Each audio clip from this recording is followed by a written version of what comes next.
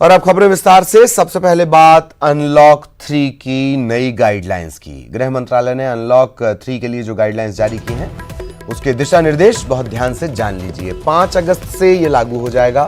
5 अगस्त से ही जिम खोलने को भी मंजूरी मिल जाएगी। जिम खोलने को लेकर लगातार लोग अपील कर रहे थे, रिक्वेस्ट कर रहे थे सरकार से। पूरे देश में 1 अगस्त से नाइट कर्फ्यू भी हटा दिया जाएगा, लेकिन 31 अगस्त तक जो स्कूल कॉलेज हैं वो बंद रहेंगे। सोशल डिस्टेंसिंग के साथ स्वतंत्रता दिवस मनाने को मंजूरी दी गई है। वंदे भारत मिशन के तहत यात्रा पर छूट जारी रहेगी।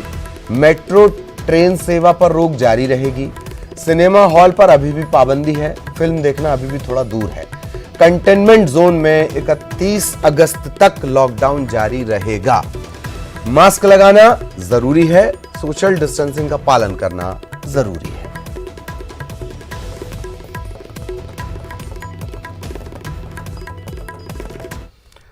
और भोपाल में आज से शुरू होगा एंटीजन टेस्ट। 2 कैटेगरी में ये जांच होगी। पहली श्रेणी में containment area, red zone, hotspot, यहां के रहवासी रखे गए हैं, इनके रैंडम सैंपल लिए जाएंगे। दूसरी कैटेगरी होगी सरकारी और निजी अस्पतालों की। यहां जो भर्ती मरीज हैं उनकी जांच की जाएगी। सर्जरी से पहले रैपिड किट के जरिए जांच होगी।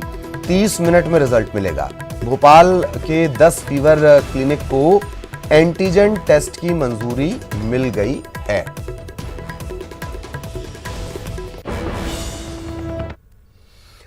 और सरकार ने कोविड-19 सेंटर की संख्या बढ़ा दी है। मध्य प्रदेश सरकार ने 3 निजी मेडिकल कॉलेज और 1 अस्पताल, इसे कोविड सेंटर बना दिया गया है। मरीजों को भर्ती करने की शुरुआत भी हो गई है।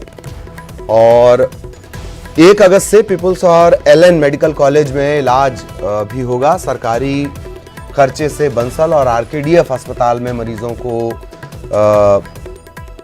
कुछ कॉलेजेस में सुविधा मिलेगी, जैसे पीपुल्स और एलएन मेडिकल कॉलेज। यहां पर तो सरकारी खर्चे से इलाज हो जाएगा, लेकिन बंसल और आरकेडीएफ अस्पताल में मरीजों को भुगतान करना होगा। मरीजों को भर्ती करने की शुरुआत 1 अगस्त से हो जाएगी।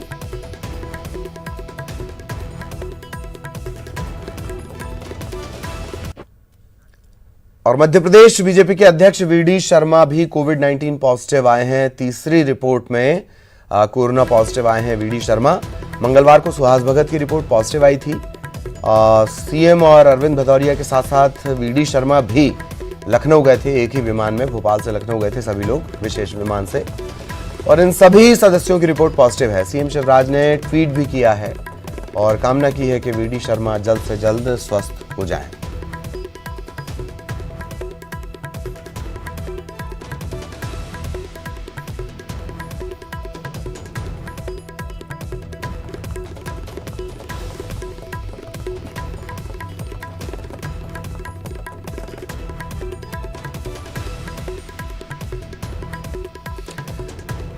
सहयोगी मनोज इस वक्त हमारे साथ जुड़े हुए हैं। मनोज, तमाम जो कोविड अपडेट हैं वो हमने अपने दर्शकों को दिए। आज से टेस्ट की, एंटीजन टेस्ट की भी शुरुआत होनी है। कोविड सेंटर्स भी बढ़ाए जा रहे हैं, अच्छी बात है। देरी से सही, अच्छा फैसला लिया गया और नेता कोरोना की चपेट में है। विस्तार से बताएं मनोज। जी बिल्कुल ललित, लगातार मध्य प्रदेश में जिस तरीके से कोरोना संक्रमण फैल रहा है उसको लेकर सरकार की तरफ से तमाम तैयारियां की जा रही, चाहे एंटीजन टेस्ट हो या फिर कोविड सेंटरों की संख्या बढ़ाने का मामला हो, उस ओर सरकार की तरफ से कदम उठाया जा रहा है। हालांकि राजधानी भोपाल में स्थिति काबू में नहीं है, यही कारण है कि यहाँ पर लॉकडाउन लगाया गया। हालांकि 4 तारीख को ये लॉकडाउन ख़त्म हो जाएगा, लेकिन उसके बाद किस तरीके की स्थिति राजधानी भोपाल में बनेगी और इंदौर में हालात ठीक होने के ओर है। और यही कारण है कि वहाँ पर भी अब बाज़ारों को खोलने के लिए लगातार कदम उठाए जा रहे हैं। तो जिस तरीके से मध्य प्रदेश में खास तौर से राजधानी में मामले लगातार बढ़ रहे हैं, उसको लेकर लगातार समीक्षा की जा रही है। कल सीएम शिवराज सिंह चौहान ने भी इस मामले को लेकर समीक्षा की थी कि किस तरीके से आगे के हालात से सरकार को निपटना है और किस तरीके की परिस्थितियां बनेंगी और कैसे सरकार को आगे काम करना है।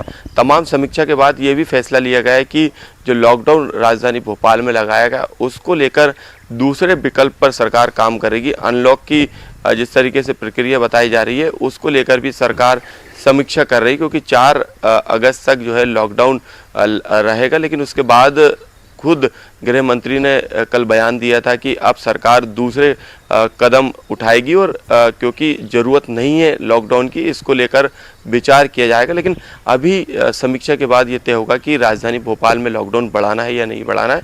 इसके अलावा एंटीजन टेस्ट को लेकर भी सरकार ने तैयारी कर ली, क्योंकि लगातार ये देखा जा रहा था कि रिपोर्ट आने में लंबा समय ललित लग रहा था और तीन दिन जो है इस रिपोर्ट को आने में लग रहा था। लेकिन अब एंटीजन टेस्ट के द्वारा जो है एक क्राइटेरिया बनाया गया है और इस क्राइटेरिया के तहत अब 30 मिनट में यानी आधे घंटे के अंदर ये रिपोर्ट आ जाएगी। कोविड सेंटर की संख्या बढ़ा दी गई है, करीब 4 अस्पताल को कोविड सेंटर बनाया गया, जिसमें 2 प्राइवेट अस्पताल में पेड जो है व्यवस्था की गई है। वहाँ पर लोगों को जो है पैसा देकर अपना इलाज कराना पड़ेगा, लेकिन 2 सरकारी खर्चे पर इलाज हो सकेगा। तो तमाम व्यवस्थाएं सरकार के द्वारा लगातार की जा रही है। लेकिन अभी आने वाले समय में ये व्यवस्था इसलिए की जा रही है क्योंकि कल ही राजधानी में 246 ललित केस सामने आए थे। तो सरकार को ये पता है कि आने वाले समय में लगातार इस तरीके से संख्या बढ़ती जाएगी। यही कारण है कि संक्रमण की चेन तोड़ने के लिए 10 दिन का लॉकडाउन किया गया था। तो लगातार ये कोशिश है कि इस संक्रमण को कैसे खत्म किया जाए, उस ओर सरकार काम कर रही है। जी बहुत बहुत शुक्रिया मनोज आपका इस तमाम जानकारी के लिए। सहयोगी मनोज हमारे साथ जुड़े हुए थे। एंटीजन टेस्ट का मनोज ने जिक्र किया, क्या वो अभी भी उतनी विश्वसनीयता एंटीजन टेस्ट की है, इस पर भी सवाल जाहिर तौर पर पूछे जाएंगे। अच्छा, वाल्व वाले मास्क का उपयोग अब प्रतिबंधित कर दिया गया है। ये भी आपने बीच में सुना होगा कि फला मास्क से प्रॉपर केयर नहीं हो रही है, ये तमाम तरह की बातें आई थी। और इसके बाद केंद्र सरकार ने वॉल्व रेस्पिरेटरी मास्क, इस पर रोक लगा दी है। मास्क में एक फिल्टर जैसी चीज प्लास्टिक का, ये आपने देखा होगा, तस्वीर में दिख रहा है आपको। केंद्र सरकार ने इसका उपयोग न करने का आदेश जारी किया है। अब केंद्र ने कह दिया तो मध्य प्रदेश ने भी तत्काल कह दिया, वॉल्व रेस्पिरेटरी वाले मास्क का उपयोग ना करें, ये उतना कारगर नहीं है। अब ये कहा जा रहा है, अब ये बताया जा रहा है।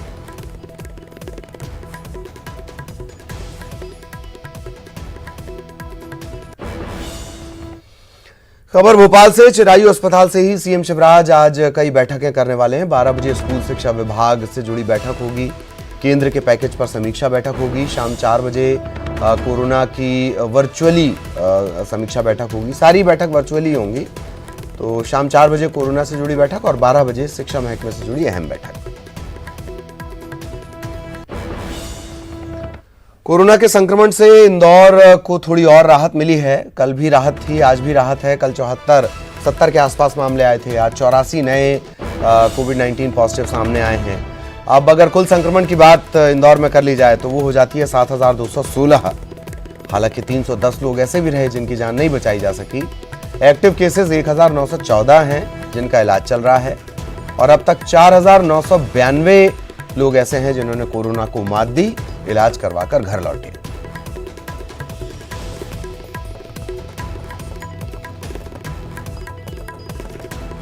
ग्वालियर में 44 नए संक्रमण के मामले सामने आए हैं। एक मरीज की मौत हुई है। अब तक अगर ग्वालियर में संक्रमण की संख्या देखी जाए, संक्रमण के मामले देखे जाएं, 2212 मामले हो चुके हैं, जबकि 1609 लोग रिकवर भी हुए हैं।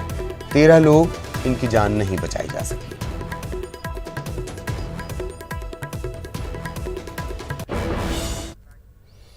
और यहां रुकेंगे एक ब्रेक के लिए।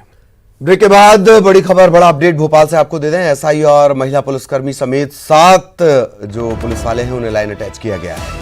लापरवाही बरतने पर पुलिस वालों पर यह कार्रवाई की गई है। बिना पूछताछ के अनूप जायसवाल को छोड़ दिया गया था। सतना का मोस्ट वांटेड अनूप जायसवाल उर्फ जस्सा, भोपाल की बाग सेवनिया पुलिस ने जस्सा को पकड़ा था। आबकारी की कार्रवाई की गई और इसके बाद अनूप और उसके साथियों को छोड़ दिया गया। लेकिन बात यह निकलकर सामने आ रही है कि पैसे का लेन देन हुआ है। विभागीय स्तर पर इस पूरे मामले की जांच की जा रही है। उससे पहले बड़ी कार्रवाई की गई है। सतना का बड़ा माफिया अनूप जायसवाल, सतना पुलिस ने जस्सा को पकड़ा था।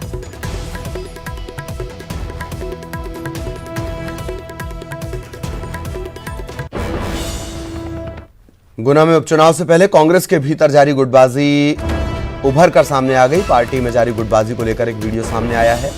राघवगढ़ विधानसभा क्षेत्र के आरोन के दौरे पर पहुंचे पूर्व मंत्री जयवर्धन सिंह और पूर्व ऊर्जा मंत्री प्रियव्रत सिंह के सामने कांग्रेस कार्यकर्ता ने कमलनाथ को मुख्यमंत्री नहीं बनाने की सलाह दे दी। जयवर्धन सिंह ने जब स्थानीय लोगों को 15 महीने की कमलनाथ सरकार की उपलब्धियां गिनानी शुरू की, उसी वक्त एक कार्यकर्ता ने हस्तक्षेप किया और अपने मन की बात कह दी। जैसे ही जयवर्धन सिंह ने देखा कि मोबाइल पर वीडियो शूट हो रहा है, वैसे ही उन्होंने कार्यकर्ता को चुप करा दिया। दरअसल जयवर्धन और प्रियव्रत सिंह बिजली सब स्टेशन भूमि पूजन और लोकार्पण के लिए आरोन पहुंचे हुए थे।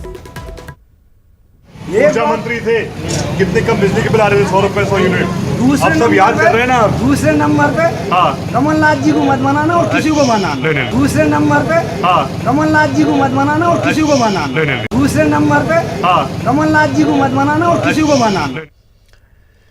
खबर सीधी से नगरपालिका में इस समय एक खत को लेकर, एक पत्र को लेकर हड़कंप मचा हुआ है। दरअसल पालिका प्रशासन को एक पत्र मिला है और खास बात यह है कि इस पत्र को ऐसे भेजा गया है मानो इंद्रदेव ब्रह्मांड मंडल से इसे भेजा गया हो। पृथ्वीवासियों के लिए यह पत्र लिखा गया है, उन्हें संबोधित करके। पत्र में बारिश में 50% की कटौती की बात लिखी गई है। यह भी कहा गया है कि कोरोना काल में चूंकि सरकार भी 50% कर्मचारियों से काम करवा रही है, इस वजह से इस बार बारिश में 50% की कटौती की जाएगी। इस पत्र के बाद नगर पालिका प्रशासन में अजीबोगरीब स्थिति बन गई। कुछ लोग परेशान भी हो गए, कुछ को लगा ये शरारत है और इस बात की अब जांच की जा रही है कि दरअसल ये पत्र दफ्तर कैसे पहुंचा, किसने लिखा, किसे इंद्र बनने की सूझी। इस बुलेटिन में इतना ही। नमस्कार।